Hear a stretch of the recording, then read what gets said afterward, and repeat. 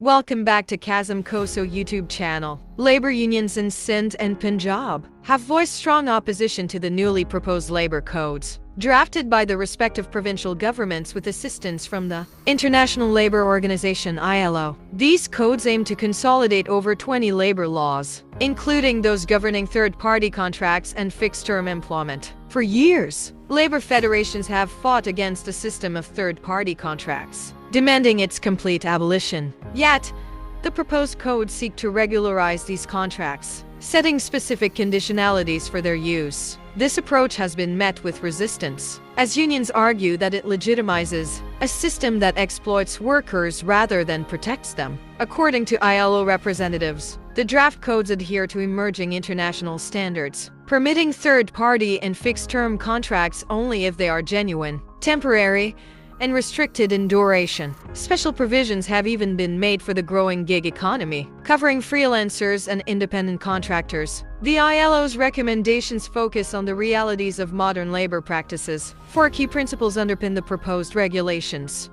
Recognizing true employers. A. Business should be seen as an employer if it controls the work being done. Equal treatment.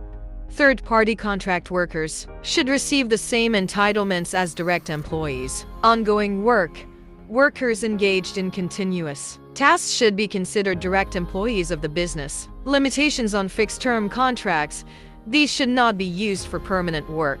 These principles have also been reflected in several landmark rulings by Pakistan's Supreme Court, starting with the Fauji Fertilizer Company case in 2013. The court has regularly ruled in favor of workers, including decisions involving the National Bank of Pakistan, State Oil Company Limited, and IFCO Pakistan. However, certain sectors like security services, housekeeping, and catering fall outside the scope of these labor codes. While these jobs are of a permanent nature, they don't form the core businesses of companies, allowing them to be contracted out. Labor federations argue that this system has existed for too long and is being used to deprive workers of their rights. They insist that the absorption of these contract workers into the principal workforce is the only acceptable solution and demand a tripartite discussion before any codes are implemented. On the other hand, employers argue that the new codes add layers of complexity to an already challenging regulatory environment. Section 143 of the draft codes,